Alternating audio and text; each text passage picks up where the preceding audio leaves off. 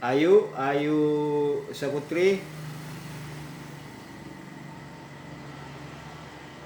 Abdul Wahab, Ahmad Sidik Abrar, Ainur. Ini siapa yang hadir ini? Ainur. Ini Pak, nomor 18. Siapa? Nomor 10. Muhammad Israr bin Pak, nomor 18. Iya. Dan dulu Alia Nur Anissa ada. Ameliani, Andina Rita, Astihaini, Aslinda ada. Ada saya lihat nih Aslinda. Alia,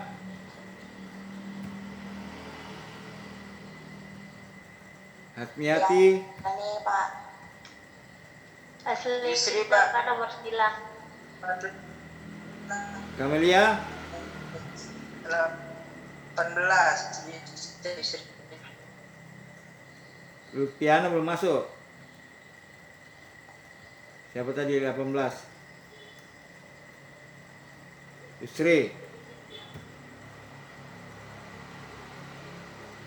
Aslinda. Hadir Pak. Mana tadi Aslinda itu? Nomor 9. Sudah ya. Jadi nomor 6. Nomor 6. Nomor 6. Nomor 6. Nomor 32 Pak hadir. 32. Sebut nomornya. Trikoma. Siapa lagi? Nomor 46.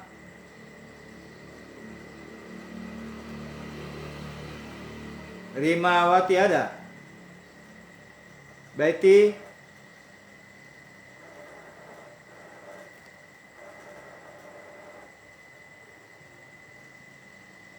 Atmiati. Rosita Sari Pak 25. Rimawati 25.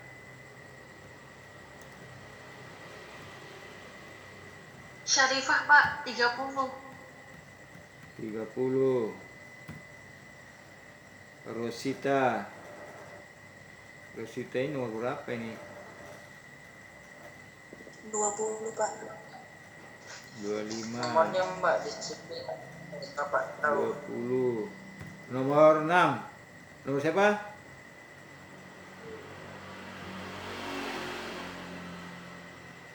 Sidik Abrar masuk ya? Ada? Ini Muhammad siapa ini? Ibnu.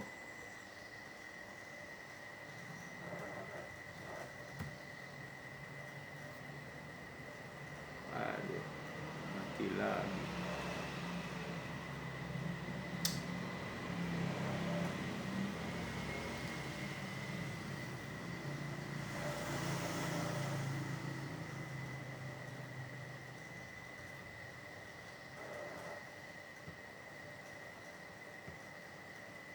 Ya, kita lanjut. Saya mohon maaf karena internet bermasalah lagi.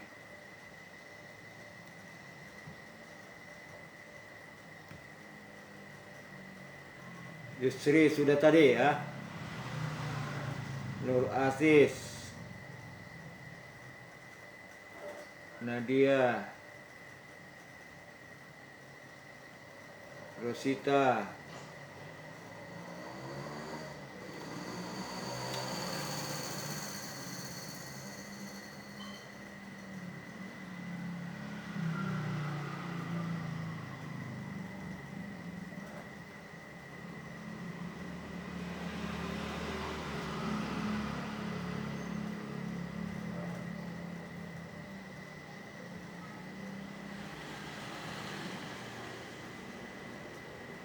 Muhammad Kamelia.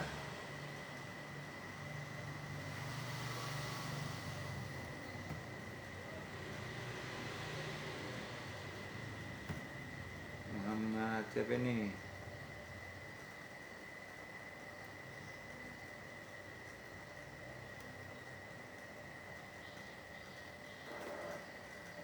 Muhammad Rapli sudah masuk ya? Abdul Aziz, Betty,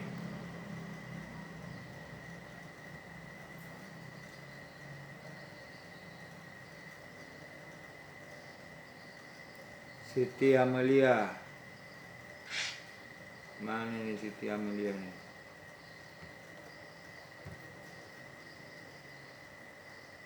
Primawati sudah tadi. Satriani.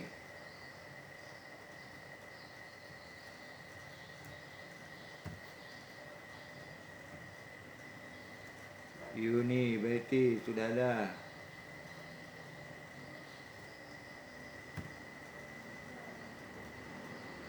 Yuni.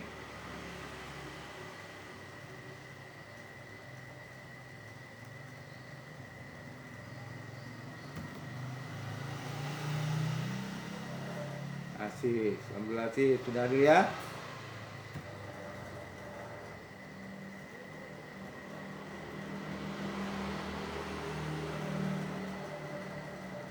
Ainul, Lutfiana.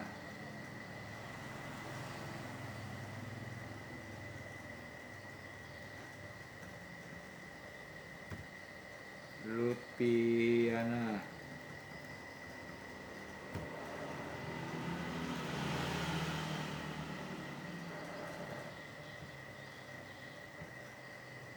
Amelia Rosita, Muhammad Ibnu Satriani, Muslimatul Paika,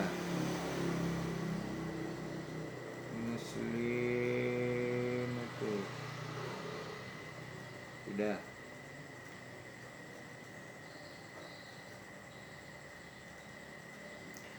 Baik, saudara-saudara sekalian, absennya nanti di sesi terakhir ya, kita absen ulang. Ya, maaf Pak, mic-nya Bapak mati. Hah? Oh, mic-nya. Oke, baik. Assalamualaikum warahmatullahi wabarakatuh. Waalaikumsalam warahmatullahi wabarakatuh. Alhamdulillahirrahmanirrahim. Wassalatu wassalamu ala asyrafil anbiya'i wal mursalin Sayyidina Muhammad wa ala alihi wa ashabihi ajmain. Alhamdulillah, pada kesempatan malam hari ini kita kembali bertemu untuk melanjutkan materi perkuliahan kita yang insya Allah akan kita ketengahkan tentang ilmu sebagai produk. Namun sebelum lebih jauh kita menjelaskan apa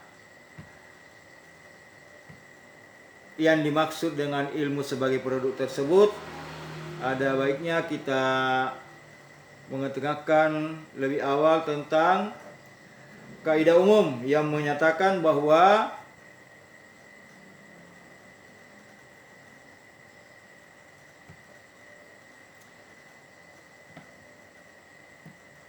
ilmu merupakan akses bagi kemajuan peradaban umat manusia.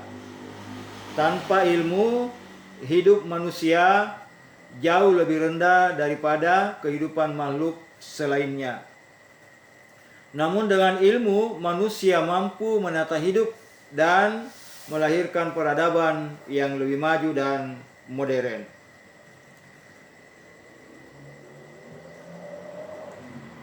Saudara-saudara sekalian, ilmu sebagai produk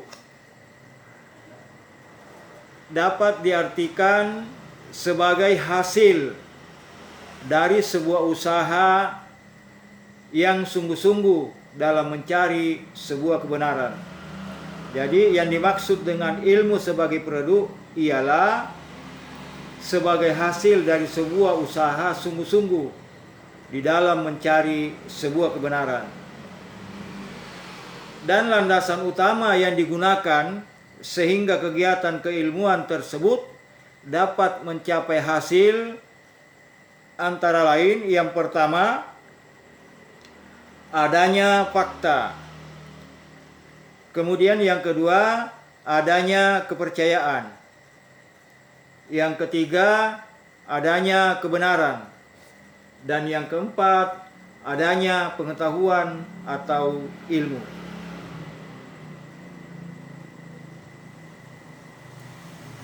Ilmu sebagai produk dalam kaitan ini dikelompokkan menjadi 3 bagian. Yang pertama, ilmu sebagai sarana untuk berperilaku. Jadi produk ilmu itu menjadi sarana perilaku. Yang kedua, ilmu sebagai ukuran keteladanan. Nah, bila orang memiliki ilmu meskipun itu mungkin 1 atau 2 saja, tentu menjadi ukuran keteladanan. Minimal menjadi tempat bertanya bagi orang lain. Yang ketiga, ilmu sebagai modal hidup atau investasi kehidupan. Nah, berdasarkan perkembangan yang ada, modal hidup dan atau investasi kehidupan ini itu didasari dengan ilmu. Yang ya, 2 hal di sini, ilmu sebagai landasan yang mana kita tekuni selama 4 tahun perkuliahan, dan ilmu sebagai yang diperoleh berdasarkan kreativitas yang kita bangun secara mandiri. Nah, ada 3 hal penting mengenai ilmu. Ilmu sebagai sarana untuk berperilaku, ilmu sebagai ukuran keteladanan, ilmu sebagai modal hidup atau investasi kehidupan. Nah, berkaitan dengan landasan di atas, Albert Einstein pernah berkata bahwa ilmu itu diawali dengan fakta dan diakhiri dengan fakta pula. Sementara Francis Bacon berkata, ilmu itu adalah kekuasaan. Saudara-saudara sekalian, kita lanjut. Dilihat dari tipe dan jenisnya, ilmu itu sendiri dibagi menjadi 3. Yang pertama, ilmu sebagai inti dalam kehidupan sosial. Nah, biasanya ilmu tipe ini dikendalikan oleh elit sosial atau orang-orang yang memiliki kedudukan tinggi dalam masyarakat, yang memandang bahwa tradisi masyarakat sebagai standar kebenaran. Nah, dengan demikian konsekuensinya adalah dogmatisasi ilmu akibat kebenaran yang serba normatif. Apa yang dikatakan oleh elit sosial, maka itu yang diikuti oleh yang lainnya. Itu namanya dogmatisasi ilmu. Kemudian yang kedua, ilmu sebagai proses. Sebagaimana kita sudah jelaskan pada pertemuan yang lalu. Namun dalam kaitan ini, dalam konteks ini, kebenaran sebagai main of goal dari ilmu pengetahuan dijadikan sebagai bahan perantaraan, di mana kebenaran akhirnya terus-menerus diverifikasi melalui berbagai penelitian dan eksperimen. Jadi semuanya berlanjut untuk mencari kebenaran, tidak pernah berhenti. Yang ketiga, ilmu sebagai produk. Hal ini masih berkaitan dengan ilmu tipe yang kedua. Beragam penelitian tentang satu hal yang kemudian menghasilkan sebuah kesimpulan akhir setelah dilakukan pengujian.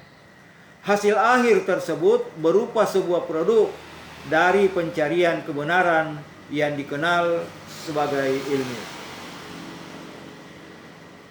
Saudara-saudara sekalian, ilmu merupakan kumpulan pengetahuan yang sistematis. Jadi jangan dibalik ya. Misalnya pengetahuan adalah kumpulan ilmu. Nah, itu tidak demikian. Yang benar adalah ilmu merupakan kumpulan pengetahuan sistematis yang merupakan produk dari aktivitas penelitian yang menggunakan metode ilmiah, atau ilmu itu merupakan produk aktivitas penelitian sebagai suatu sistem pengetahuan. Ilmu mempunyai objek material dan objek formal. Objek material sering disebut pokok soal atau subject matter. Sedangkan objek formal dinamai titik perhatian atau focus of interest atau sikap pemikiran, attitude of mind. Lazim atau lebih lazim, objek formal tersebut dinamakan sudut pandang. Nah, ini kita ambil contoh supaya bisa kita pahami dengan baik mana yang dimaksud objek material, mana yang dimaksud objek formal.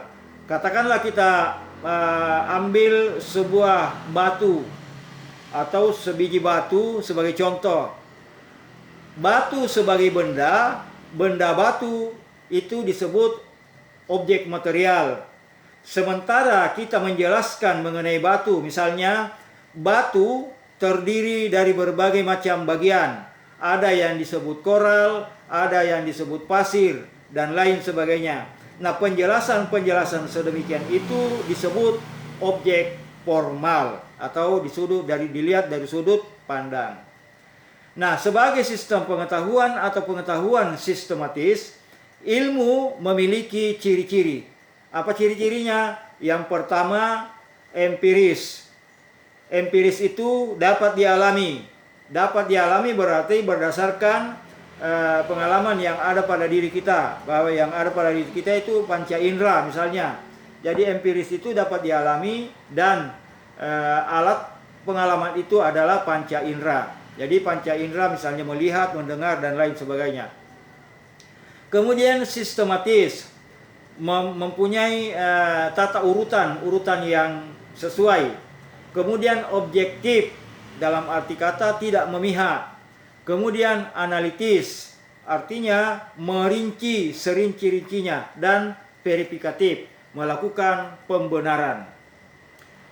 Ciri empiris mengandalkan pengamatan atau observasi dan percobaan, atau yang disebut dengan eksperimen. Ilmu berbeda dari pengetahuan karena ciri sistematisnya, dan berbeda dari filsafat ilmu karena ciri empirisnya. Ilmu berbeda dengan teknologi karena konsep dan penerapannya. Ciri sistematis ilmu berarti bahwa kumpulan pengetahuan tersebut memiliki hubungan, ketergantungan, dan teratur. Ciri objektif ilmu berarti bahwa pengetahuan ilmiah bebas dari prasangka seseorang. Duga-menduga, itu bebas dari soal-soal semacam itu. Atau yang disebut dengan personal bias atau pamrih pribadi.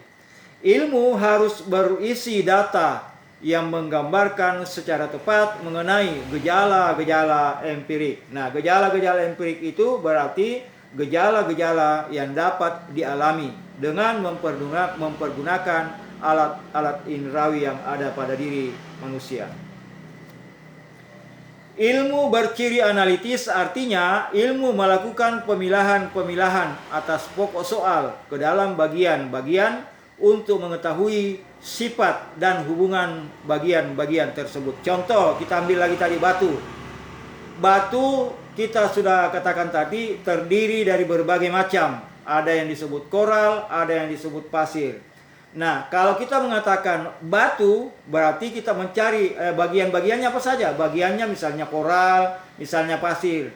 Nah, kemudian mengapa batu itu disebut pasir? Nah, itu kita cari hubungannya. Ini yang dimaksud dengan pokok soal ke dalam bagian-bagian untuk mengetahui sifat dan hubungan bagian-bagian tersebut. Hubungan antara pasir dengan batu, hubungan antara koral dengan batu. Kenapa disebut koral? Kenapa disebut pasir? Tentu mempunyai alasan-alasan yang logis.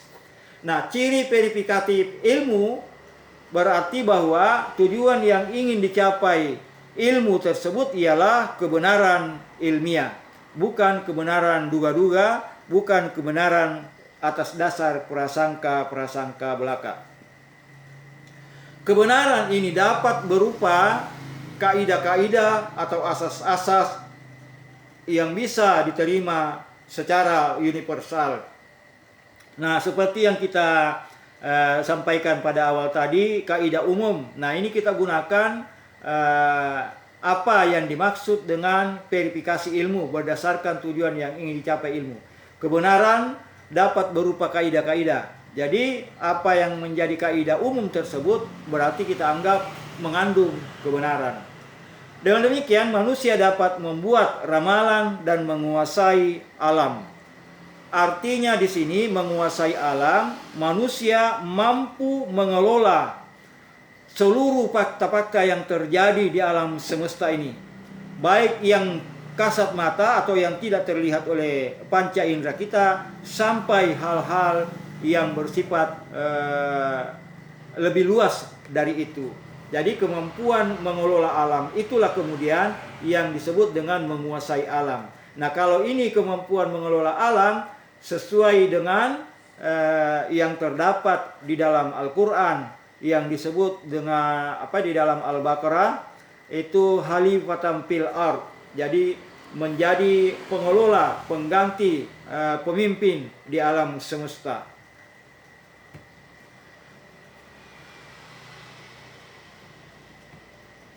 Selanjutnya saudara-saudara sekalian, sebagai produk dari usaha berpikir ilmiah, ilmu pengetahuan sudah pasti berdasarkan pada landasan yang jelas. Tidak samar dan juga tidak kabur. Objektivitas yang tertuju kepada kebenaran merupakan landasan tetap yang menjadi pola dasar ilmu pengetahuan itu tanpa mengesampingkan nilai-nilai hidup kemanusiaan. Yang dimaksud dengan nilai-nilai di sini kita menyederhanakan, tetapi bukan dengan sengaja melakukan penyederhanaan. Nilai-nilai hidup di sini tentu saja perilaku-perilaku yang kita perbuat dalam kehidupan sehari-hari. Sebab nilai-nilai kemanusiaan adalah dasar, latar belakang, dan tujuan dari kegiatan keilmuan. Dalam artian bahwa ilmu pengetahuan itu sama sekali tidak bebas dari nilai dan tetap mempertimbangkan terpeliharanya nilai-nilai kemanusiaan. Meskipun pada kenyataannya terdapat perbedaan di kalangan para ilmuwan mengenai hubungan antara ilmu dengan nilai-nilai tersebut. Di satu sisi, sebagian berpendapat bahwa ilmu adalah bebas nilai dengan satu pertimbangan bahwa kebenaran menjadi satu-satunya ukuran dalam kegiatan ilmiah. Sementara yang lain lagi mengatakan bahwa pertimbangan nilai etika, kesusilaan, dan kegunaan serta tujuan untuk melengkapi nilai kebenaran ilmu sangat perlu dimasukkan ke dalam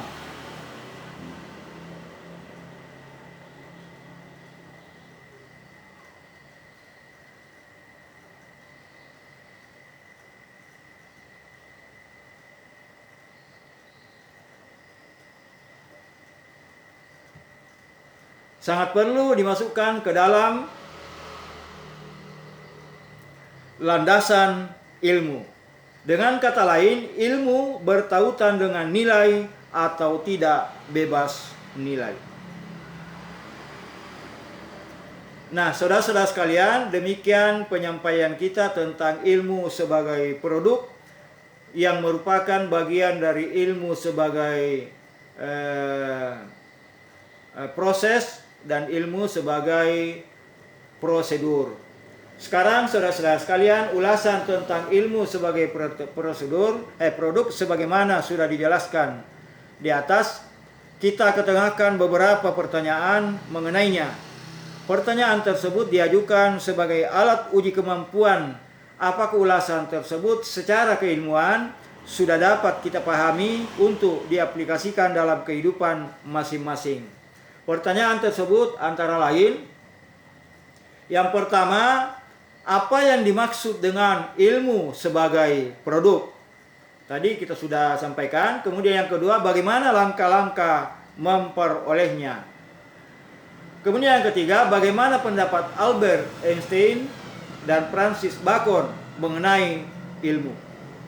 Uraikan ilmu berdasarkan dengan tipe dan jenisnya. Menurut saudara, apakah ilmu itu bebas nilai? Nah, demikian saudara-saudara sekalian, kita tutup dulu sebagai ilmu sebagai produk ini. Nanti akan kita lanjut beberapa hal.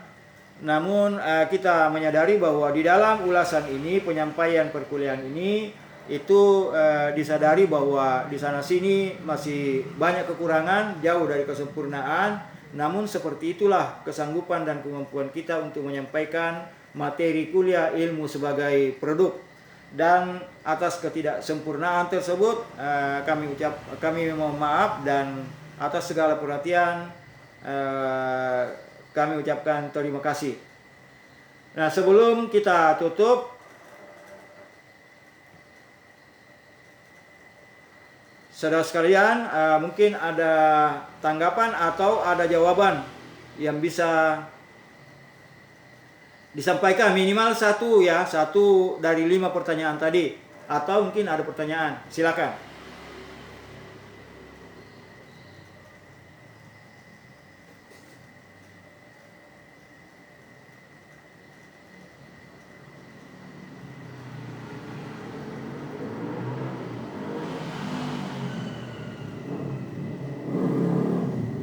Pak, soalnya tadi itu belum jelas Pak. Tidak jelas.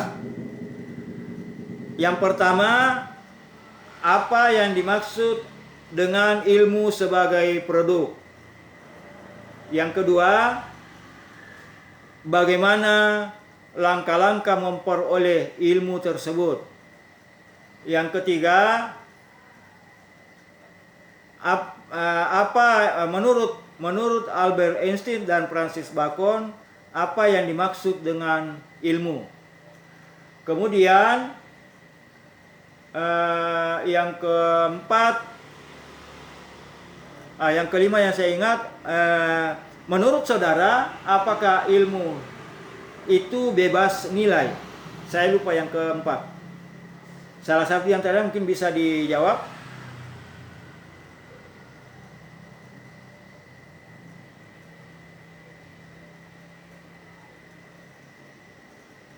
Ya, ada respon? Ahmad Siddiq Abrar. Ya Pak, saya tangkap tentang ilmu sebagai produk, Pak. Ya. Jadi ilmu itu adalah hasil penelitian Hasil umum. Ya, hasil Yang penelitian. bisa secara universal. Ya. Jadi yang bersifat otomatis tadi Pak, otomatis, kemudian verifikasi,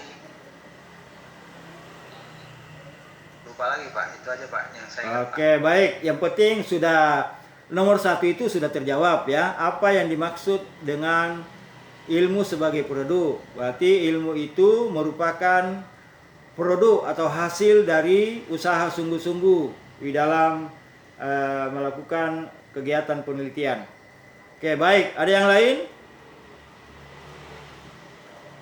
Ya, terima kasih kita ucapkan kepada saudara Ahmad Siddiq. Kalau tidak ada yang lain, saya kira demikian itu yang bisa kita sampaikan. Namun sebelum kita tutup, kita kembali mengulang absennya ya. Mudah-mudahan ada waktu. Oke. Oke. Ahmad Siddiq Abrar. Ada ya tadi ya?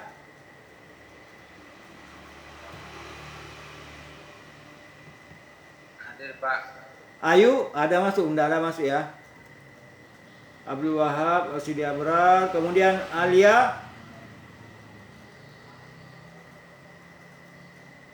Narita Yatin ya. Al-Pihaini hadir, sudah hadir. Aslinda sudah, yang Alia, Asmiati, Kamelia, Lutfiana, Akbar,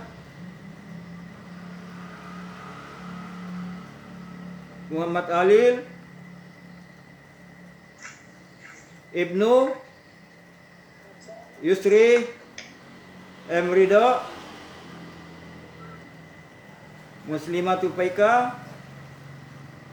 Nadia, Nur Halifah ada ya?